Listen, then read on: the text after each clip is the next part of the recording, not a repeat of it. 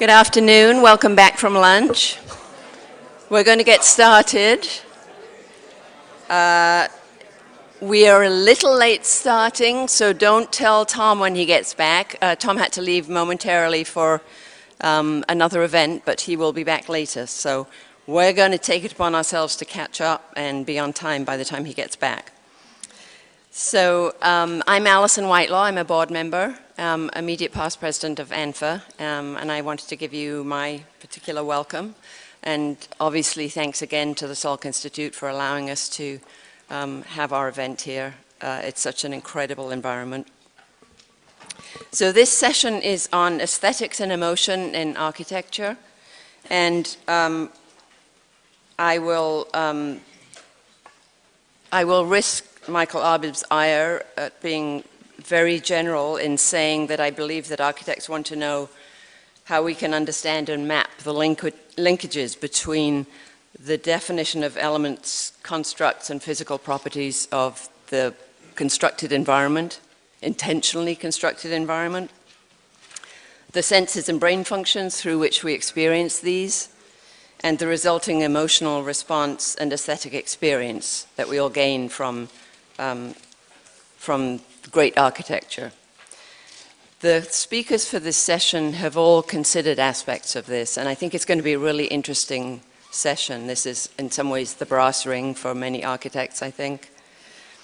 So to start the session, I'm going to introduce our invited speaker first, and then after he's spoken, I'll come up and introduce the contributed papers. But to start the session, we've invited our founding president, John P. Eberhard, FAIA, to speak on aesthetics and the brain. As John described to us at dinner last night, he has a very long and varied and always illustrious career. Along the way, he has included both architectural practice and architectural education. But to top that off, he set out a couple of decades ago to educate himself as a neuroscientist. Gil Cook, Fred Marks, and I were lucky enough to be introduced to John in 2002 when we were tasked with creating a legacy project for the 2003 AI convention that was coming to San Diego the next year.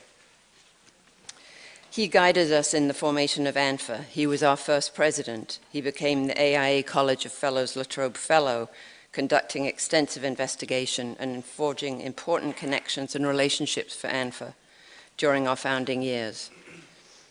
And I think I speak on behalf of everyone who's been part of ANFA's development when I say that John is our friend, our mentor, and our hero. So please join me in welcoming John Paul Eberhard, FAIA.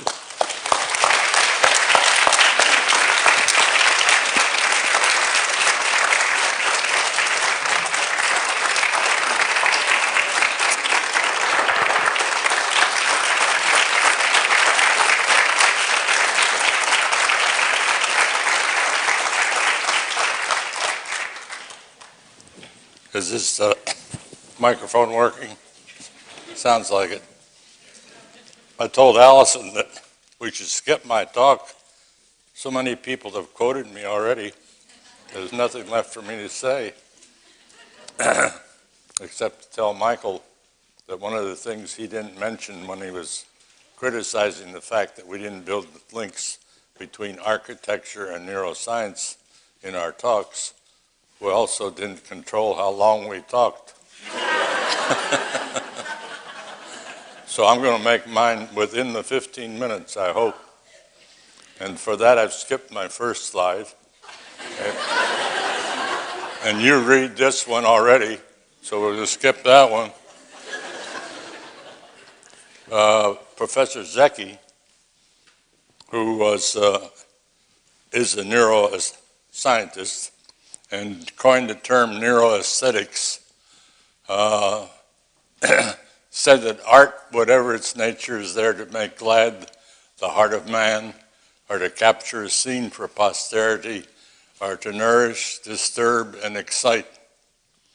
And in the first slide I haven't shown you, I defined aesthetics as, and I got this from somebody else, not me, aesthetics is the experience of beholding. So we behold beautiful objects, we behold beautiful buildings, we behold beautiful landscapes, we behold, in my case, beautiful women. And that is an aesthetic experience for those of us who have participated in that.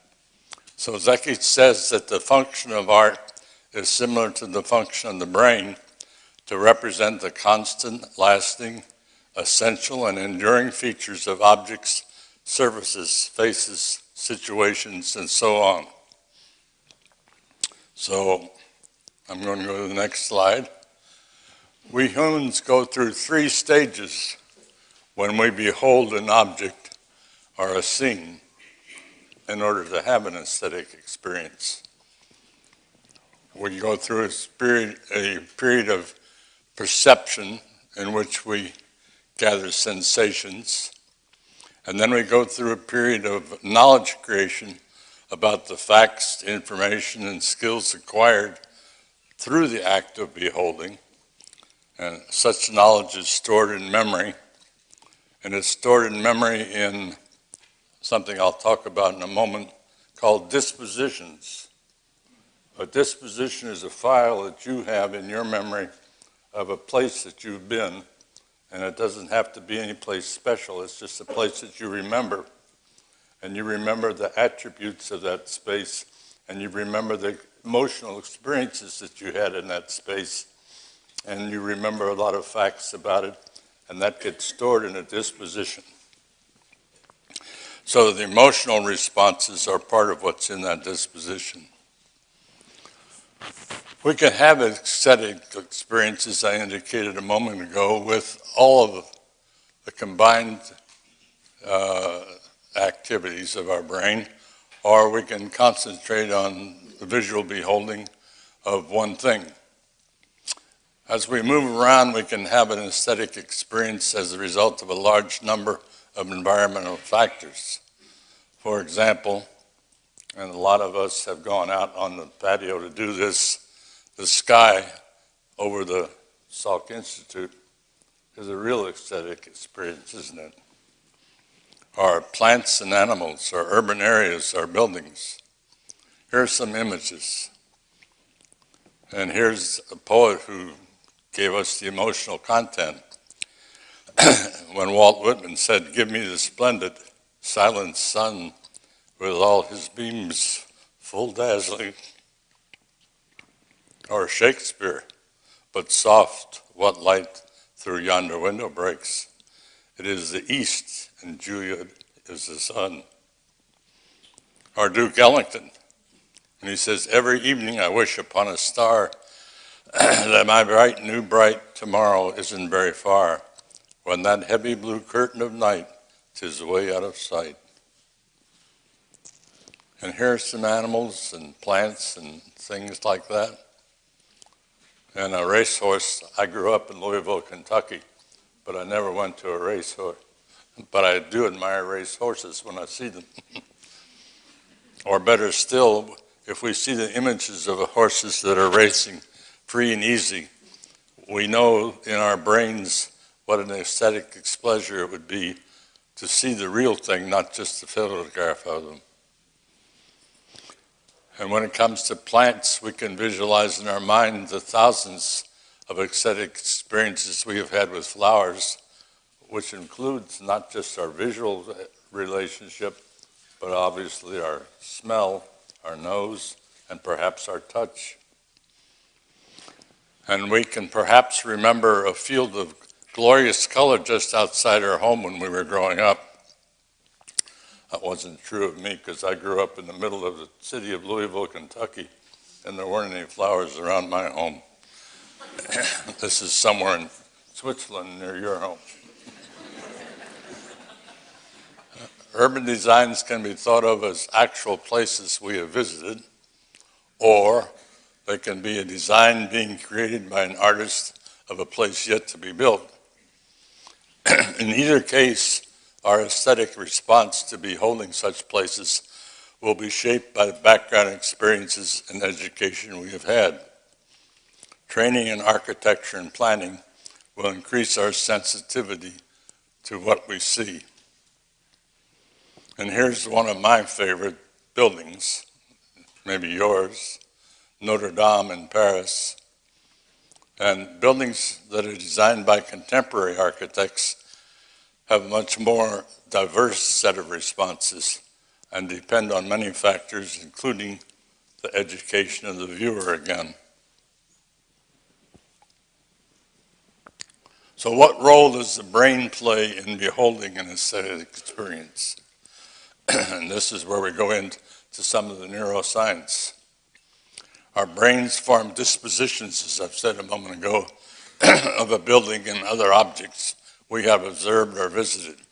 These positions are memory files that include not only visual images, but any sensory response we might have had, including a pleasing sensation we can call an aesthetic experience. And then next, when we observe or visit another object or a building, our brain will search our memories to see if there's a disposition that provides a close match. And if there is a match, we may have a response that's not a conscious one, but a subconscious one, then that makes our heart beat faster, or we may even shed a tear. Neurologist Dr. Ramachandran, who is a professor here at UCSD, says that if we look deep into the brain's most basic mechanisms, with those who have very specific mental disabilities caused by brain injury or stroke, we can map functions of the mind to physical structures of the brain. So he's developed a theory that he calls the theory of artistic experience. And he says there are certain laws associated with that. There's something he calls the peak shift principle. Some artists attempt to capture the very essence of something in order to evoke a direct emotional response, to make his work mimic what the visual areas of the brain have evolved to do and activate the same neural mechanisms originally activated by the original object, like the dispositions that are stored there. The artist isolates a single visual cue to amplify it by creating an outline drawing which is more effective than a color photograph. And I'll show you that in a moment as a demonstration. An outline drawing, by producing a more efficient image for beholding, will likely be more aesthetic pleasing than a photograph. Dr. Ramachandran further suggests that aesthetic beholding relies on the processing by the visual centers in the brain, such as the V1 area of the cortex. And if you don't know what that is, you're not a neuroscientist. He proposes that changes in the intensity of the activation in the orbital frontal cortex correlate with the determination of beauty, higher activation, or ugliness, lower activation. The prefrontal dorsolateral cortex is selectively activated only by stimuli considered beautiful, whereas the prefrontal activity as a whole is activated during the judgment of both pleasing and unpleasing stimuli. And if you didn't notice that there was a typographical error here, that means you didn't read it carefully. Brodmann area 10, which you won't know if you're not a neuroscientist, may be involved in maintaining attention on the execution of internally generated goals associated with beholding art from an aesthetic orientation.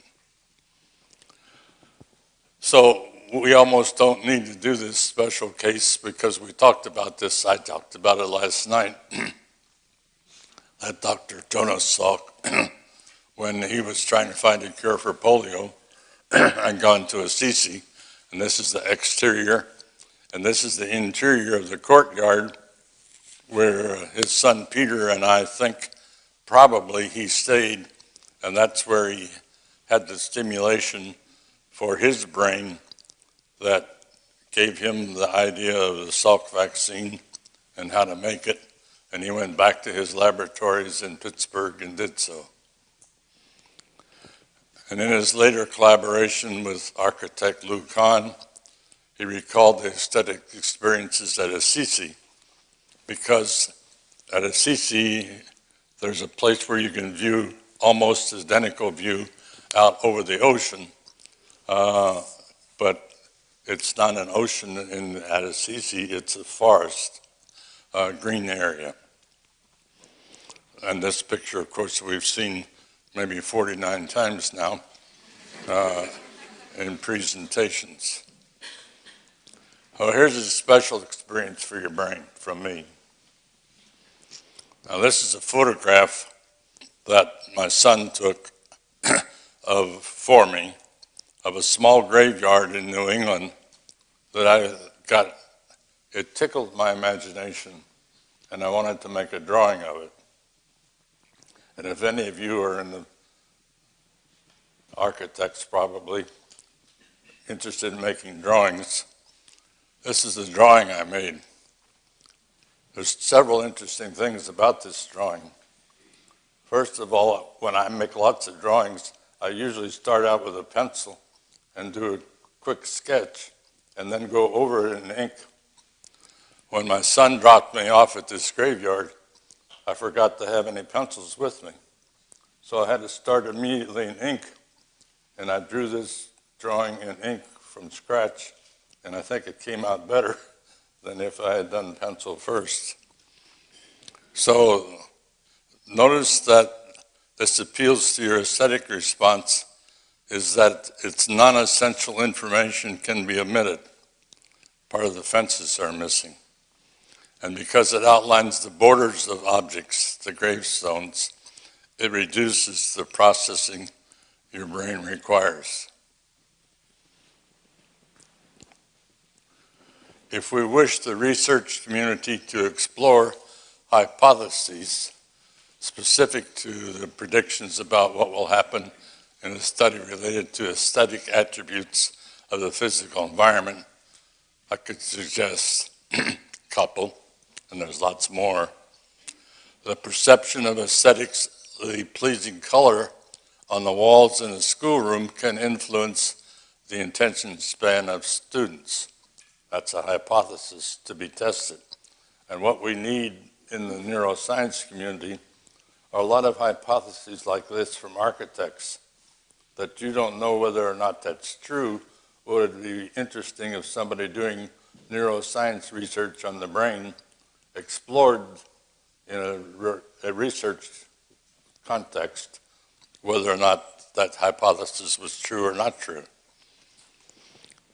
Another one is if an architect studies an aesthetically stimulating architectural setting in a European church interior, as I did, he can use it to create such interiors in the United States. Well, that's a hypothesis, and it requires judgment as to what is aesthetically stimulating. And then the next one is the emotional response of a woman to an aesthetically pleasing concert hall interior will differ from that of a man. Now that's a politically incorrect statement to hypothesize, but maybe it is true. But we don't know if it's true if we don't examine that in a research context. So here's my concluding remarks, and I think I'm well within my time. Dr. Chatterjee is a professor of neurology at the University of Pennsylvania. He also is president of the International Association of Empirical Aesthetics. He says, we in neuroscience have too few members working in domains like neuroaesthetics that cross the traditional disciplinary boundaries. We need more scientists working in this field to make substantial progress and fill in the many fragments awaiting study.